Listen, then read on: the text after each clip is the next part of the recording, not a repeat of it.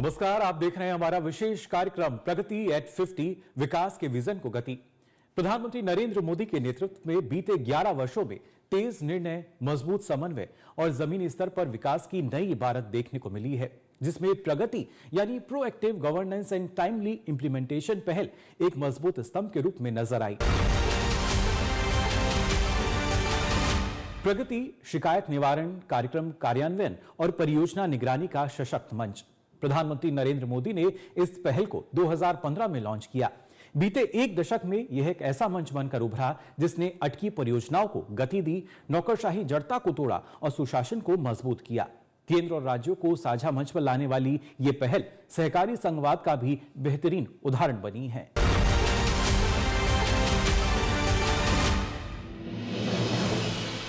प्रधानमंत्री नरेंद्र मोदी का मानना है कि जब फैसले समय पर लिए जाते हैं, समन्वय अच्छा होता है और जवाबदेही तय होती है तो सरकार का काम अपने आप तेज हो जाता है और उसका असर सीधे नागरिकों के जीवन में दिखाई देने लगता है।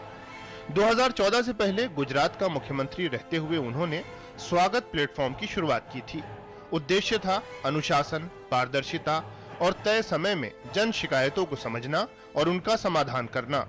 2014 में देश की कमान संभालने के बाद प्रधानमंत्री ने इसी विजन को पूरे देश के लिए अपनाया। 25 मार्च 2015 को पीएम ने लॉन्च किया एक बहुउद्देश्य बहुमाध्यमीय platform proactive governance and timely implementation Pragati. उद्देश्य वही, शिकायत निवारण, कार्यक्रम कार्यान्वयन और परियोजना निगरानी।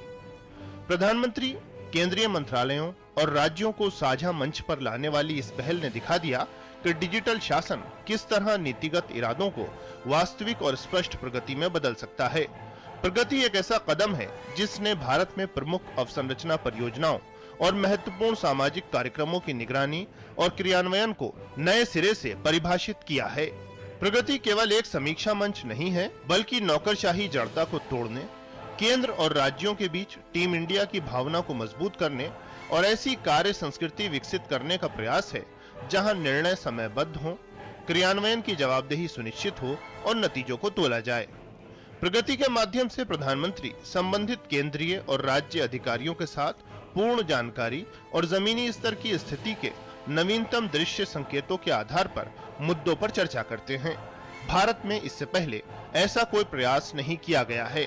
प्रधानमंत्री मानते हैं कि परियोजनाएं केवल इच्छा शक्ति की कमी से ही असफल नहीं होती, बल्कि कई बार वो समन्वय की कमी और अलग-अलग खांचों में काम करने की प्रवृत्ति के कारण भी विफल हो जाती हैं।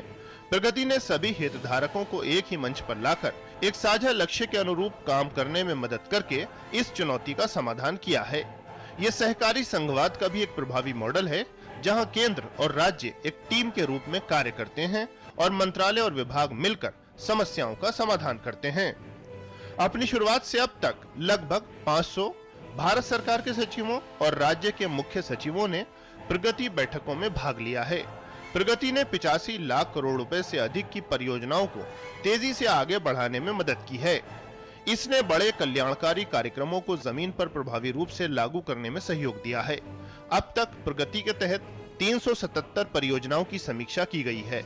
इनमें चिन्हित 3162 समस्याओं में से लगभग 94% का समाधान किया गया है। इससे काम में देरी, लागत बढ़ने और समन्वय की समस्याओं में काफी कमी आई है। दशकों से अटकी पड़ी परियोजनाओं को पूरा करने या निर्णायक रूप से आगे बढ़ाने में प्रगति ने शानदार भूमिका निभाई है। प्रगति मंच 3 नवीनतम तकनीकों, डिजिटल डेटा प्रबंधन, वीडियो कॉन्फ्रेंसिंग और भूस्थानिक प्रौद्योगिकी को विशिष्ट रूप से एक साथ जोड़ता है। अब प्रगति शासन सुधार का एक प्रभावी माध्यम बनकर उभरा है। इसकी वजह से प्रधानमंत्री के सीधे हस्तक्षेप से निर्णय लेने की प्रक्रिया तेज हुई है, समय और लागत में होने वाली देरी कम हुई है, नीतियों और प्रक्रियाओं में सुधार के साथ प्रणालीगत समस्याओं की पहचान की गई है, साथ ही केंद्र और राज्यों में जवाबदेही की संस्कृति बढ़ी है। प्रगति पहल के सकारात्मक प्रभाव आर्थिक, सामाजिक, पर्यावरणीय और सुशासन हर पहलू से समझे जा सकते हैं। परियोजनाओं के अटके रहने से उनकी लागत बढ़ती है, साथ ही समय पर परियोजना के पूरा न होने की वजह से उनसे होने वाला लाभ भी देर से मिलना शुरू होता है। प्रगति के माध्यम से परियोजनाएं समय पर पूरा किए जाने से अतिरिक्त आर्थिक बोझ से मुक्ति मिली और लाभ जल्द मिलने लगे। परियोजनाओं के तेजी से आगे बढ़ने और कार्यक्रमों को बेहतर ढंग से लागू किए जाने का सीधा लाभ समाज को होता है। अवसरों के नए द्वार खुलते हैं, जीवन स्तर बेहतर बनता है और नागरिक अधिक सशक्त होते हैं। वहीं प्रगति ने पर्यावरण संबंधी फैसले लेने की प्रक्रिया को तेज किया, साथ ही पर्यावरण संरक्षण की प्रतिबद्धताओं का मजबूती से पालन भी सुनिश्चित किया है। इतना ही नहीं, सुशासन सुनिश्चित करने में भी प्रगति की भूमिका कम महत्वपूर्ण नहीं रही है। इसने पारदर्शिता को बढ़ावा दिया है, समयबद्ध जवाबदेही सुनिश्चित की है, विभिन्न मंत्रालयों और केंद्र राज्य समन्वय को मजबूत किया है।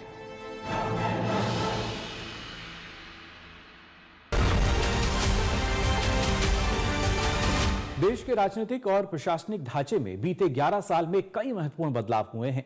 प्रधानमंत्री नरेंद्र मोदी के नेतृत्व में भारत ने सिर्फ योजनाएं नहीं बनाई, बल्कि उन्हें जमीन पर उतार कर दिखाया। अटकी परियोजनाओं को गति मिली, नीतियों में स्पष्टता आई और गवर्नेंस का चेहरा बदला। आर्थिक सुधारों से लेकर वैश्विक मंच पर भारत की मजबूत मौजूदगी तक दूरदृष्टि और निर्णायक फैसलों से देश को एक विजन मिला, विकसित भारत का।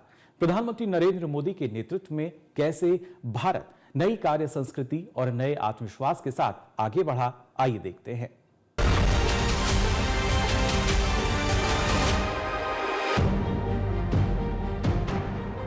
प्रधानमंत्री नरेंद्र मोदी के नेतृत्व वाली सरकार अपने 11 साल पूरे कर चुकी है। इन 11 सालों में देश ने अपनी कार्यशैली बदली है। अब प्रोजेक्ट अटकते या लटकते नहीं हैं। नीतिगत सुधारों की स्पीड कई गुना बढ़ चुकी है। जीएसटी ने पहली बार भारतीय अर्थव्यवस्था को इतने बड़े स्तर पर औपचारिक स्वरूप दिया। इसका असर कोविड जैसी वैश्विक आपदा के वक्त भी नजर आया। उस वक्त जब दुनिया के बड़े बड़े धुरंधर देश आर्थिक मोर्चे पर संघर्ष कर रहे थे, तो वहीं भारत दुनिया की उम्मीद बनकर उभरा। सफलता सबके सामने है।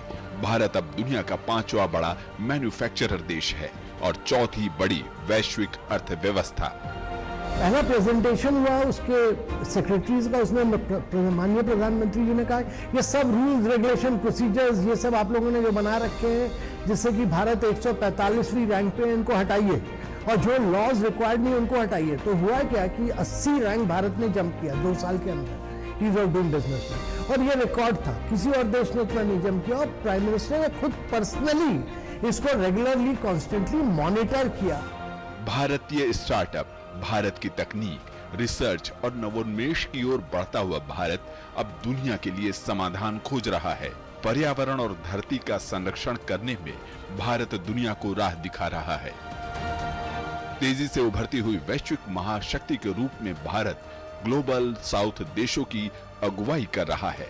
ये सब संभव हुआ है प्रधानमंत्री नरेंद्र मोदी की दूरदर्शी सोच और कुशल नेतृत्व की वजह से।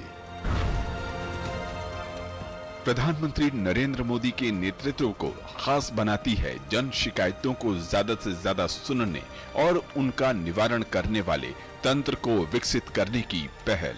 साल 2003 का था, तब वे गुजरात के मुख्यमंत्री थे। लोगों के लिए हमेशा उपलब्ध रहने की उनकी दृढ़ इच्छा थी। इसी इच्छा से जन्म हुआ स्वागत का, प्रौद्योगिकी का एक ऐसा प्रयोग जो जन शिकायतों पर ध्यान दे।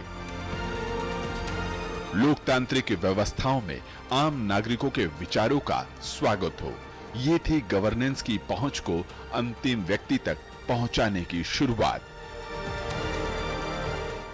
स्वागत के पीछे की भावना थी सामान्य मानवी का लोकतांत्रिक संस्थाओं में स्वागत। स्वागत की भावना थी विधान का स्वागत, समाधान का स्वागत। और आज 20 वर्ष बाद भी स्वागत का मतलब है ease of living, reach of governance. ईमानदारी से किए गए प्रयासों का परिणाम है कि गवर्नेंस के इस गुजरात मॉडल की पूरी दुनिया में अपनी एक पहचान बन गई। साल 2014 में जब उन्होंने केंद्र की बागडोर संभाली, तब प्रधानमंत्री नरेंद्र मोदी ने ई गवर्नेंस पर ध्यान दिया और mygov.in शुरू किया गया। नीति आयोग के गठन को एक दूरदर्शी सोच माना गया। साल 2015 का था। प्रधानमंत्री नरेंद्र मोदी के नेतृत्व में आयोग का गठन हुआ, जिसके बाद केंद्र और राज्य सरकारों के बीच एक लोकतांत्रिक सहयोगात्मक संघवाद जीवंत हो उठा। योजनाओं की जरूरत, उनको लागू करने की प्लानिंग, भविष्य की आवश्यकताओं को ध्यान में रखकर नीति आयोग ने एक साथ मिलकर कई कदम उठाए। 10 साल के दौरान देश में नीति आयोग की पहचान अब टीम इंडिया की बन चुकी है।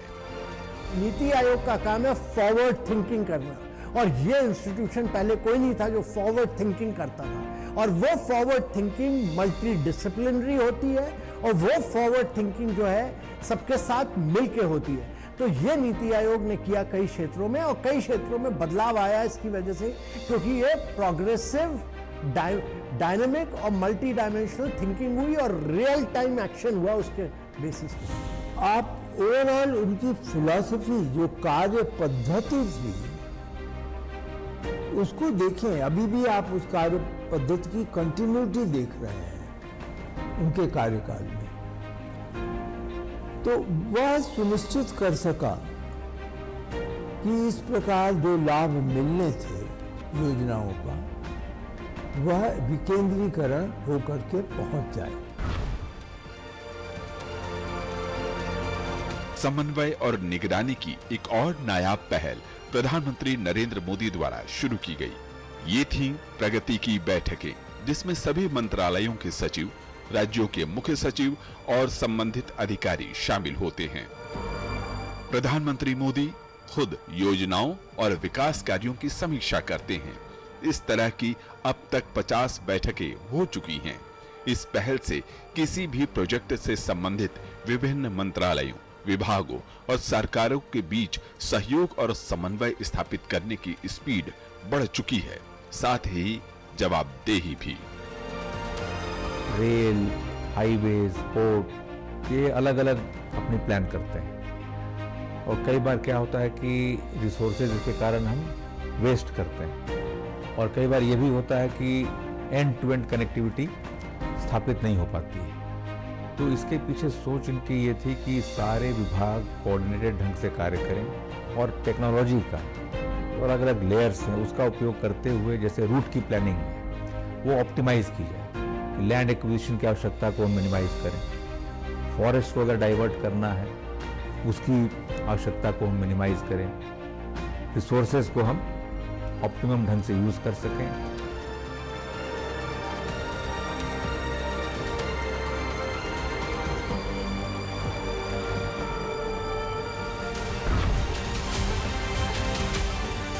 देश के विकास को गति देने और आम नागरिकों के जीवन को आसान बनाने वाली प्रमुख परियोजनाओं को प्रधानमंत्री की प्रगति पहल से नई रफ्तार मिली है। प्रधानमंत्री की सीधी निगरानी और केंद्र व राज्यों के बीच मजबूत समन्वय के चलते परियोजनाएं तय समय में बिना अतिरिक्त लागत के पूरी हो सकीं। इन्हीं प्रयासों का सीधा लाभ देश को मिला और आत्मनिर्भर एवं विकसित भारत की दिशा में देश तेजी से आगे बढ़ा है।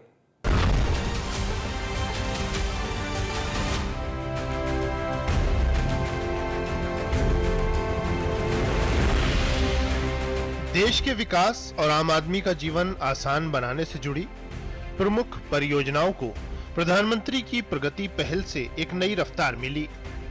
प्रधानमंत्री की सीधी निगरानी और केंद्र एवं राज्यों के मजबूत समन्वय से परियोजनाओं को समय पर पूरा किया गया। बिना अतिरिक्त लागत और अतिरिक्त समय के संपन्न इन परियोजनाओं और कार्यक्रमों का सीधा लाभ देश को हुआ। आत्मनिर्भर और विकसित भारत की यात्रा को नई गति मिली। ऐसी ही कुछ परियोजनाओं और कार्यक्रमों में शामिल है नेशनल ब्रॉडबैंड मिशन। एक ऐसा कदम जिसने शहरी क्षेत्रों में ही नहीं, ग्रामीण क्षेत्रों में भी हाई स्पीड ब्रॉडबैंड और बेहतर इंटरनेट कनेक्टिविटी सेवा सुनिश्चित की। इसने डिजिटल संचार बुनियादी ढांचे का विस्तार, डिजिटल विभाजन को कम करने और डिजिटल सशक्तिकरण और समावेशन को बढ़ावा देने जैसे अपने उद्देश्यों को हासिल करने की दिशा में तेजी से कदम बढ़ाए। इस सिलसिले में सबसे महत्वपूर्ण भूमिका निभाई प्रगति ने। पीएम ने इन बैठकों में नेशनल ब्रॉडबैंड मिशन में हो रही प्रगति पर लगातार और बारीकी से नजर रखी। केंद्र सरकार के मंत्रालयों और केंद्र एवं राज्य सरकारों के बीच बेहतर समन्वय को सुनिश्चित किया गया। इस तरह साकार हुआ वो सपना जिसकी कभी कल्पना भी मुश्किल थी। ग्रामीण क्षेत्रों में ब्रॉडबैंड तक सस्ती और सार्वभौमिक पहुंच सुनिश्चित हुई।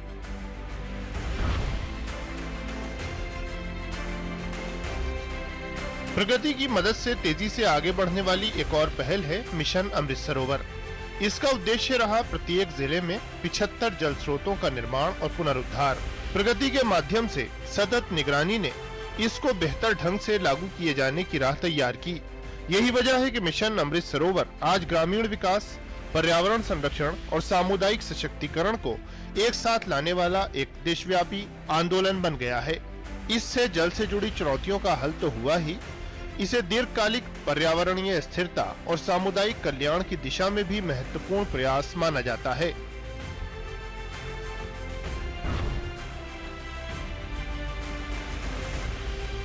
कोविड-19 महामारी के बीच भी प्रगति प्लेटफॉर्म जन जन तक सरकार की पहुंच सुनिश्चित करने में अहम भूमिका निभाता रहा। सरकार ने महामारी के दौरान अभूतपूर्व कठिनाइयों का सामना करने वाले रेहड़ी पटरी वालों की सहायता के लिए 1 जून 2020 को प्रधानमंत्री स्वनिधि योजना शुरू की। इस योजना की शुरुआत से ही यह रेहड़ी पटरी वालों के लिए वित्तीय सहायता से कहीं अधिक साबित हुई।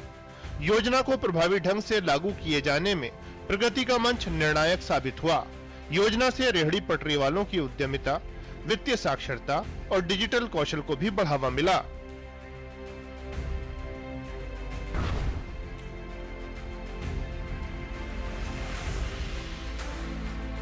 महिला एवं बाल विकास की दिशा में भी प्रगति ने योजनाओं और कार्यक्रमों के बेहतर कार्यान्वयन को सुनिश्चित किया। प्रधानमंत्री मातृ वंदना योजना इसकी बेहतरीन मिसाल है। इस योजना ने कई काम किए। गर्भवती महिलाओं और स्तनपान कराने वाली माताओं के स्वास्थ्य एवं पोषण को बेहतर बनाया। साथ ही उनकी दिहाड़ी में होने वाली हानि की भरपाई हेतु वित्तीय सहायता प्रदान की। योजना की सुलभता की निर्बाध निगरानी और मूल्यांकन में प्रगति की भूमिका अग्रणी रही। बैंकिंग, बीमा और जल जीवन मिशन जैसे क्षेत्रों में शिकायत निवारण तंत्र को मजबूत करने में भी प्रगति का अहम योगदान रहा है। ये मंच इस बात को रेखांकित करता है कि जनता द्वारा उठाए गए मुद्दों पर सर्वोच्च स्तर पर ध्यान दिया जा रहा है। सरकार जन कल्याण की भावना को सामने रखकर न केवल नीतियां बना रही है, बल्कि उनको लागू करने की प्रक्रिया पर भी लगातार नजर रख रही है, ताकि इसका लाभ जन जन तक पहुंच सके।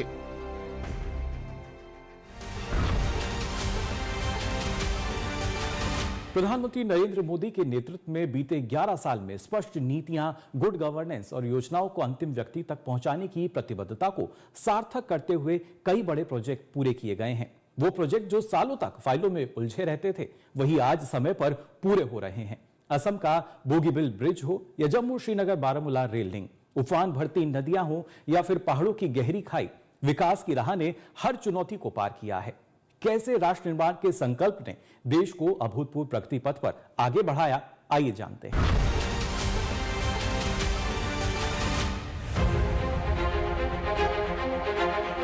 प्रधानमंत्री नरेंद्र मोदी का एक निष्ठ संकल्प है राष्ट्र निर्माण। संकल्प पूरा करने के लिए उनकी सरकार ने अपनाई है स्पष्ट नीति, गुड गवर्नेंस और योजनाओं को सैचुरेशन तक पहुंचाने का लक्ष्य। बीते 11 साल में देश ने जिस स्पीड से काम किया है वो अभूतपूर्व है। इंफ्रा के बड़े बड़े प्रोजेक्ट हों या लंबित, सभी को समयबद्ध रूप से पूरा किया गया है। लंबित प्रोजेक्टों के पूरा होने की सबसे सफल कहानी है बोगीबिल, एक पुल जो ब्रह्मपुत्र नदी के उत्तरी और दक्षिणी छोर को जोड़ता है। ये पुल करीब 5 किलोमीटर लंबा है और असम के 2 जिलों डिब्रूगढ़ और धीमाजी को जोड़ता है। इस पुल का उद्घाटन किया प्रधानमंत्री नरेंद्र मोदी ने साल 2018 में 25 दिसंबर के दिन, यानी सुशासन वाला दिवस। लेकिन ये अटका हुआ था बीते 16 साल से। साल 1997 में इसे मंजूरी मिली थी और साल 2002 में शिलान्यास किया गया था, लेकिन पुल नहीं बना। अड़चन फंड की थी, तकनीक की थी। 2014 के बाद प्रधानमंत्री मोदी ने इस पुल की प्रगति समीक्षा की। उसके बाद युद्ध स्तर पर कार्य शुरू हुआ और 4 साल बाद देश का सबसे लंबा रेल सह सड़क पुल बनकर तैयार हुआ। ऐसा ही एक और प्रोजेक्ट है जम्मू श्रीनगर बारामूला रेल लिंक। शुरुआत 1995 में हुई।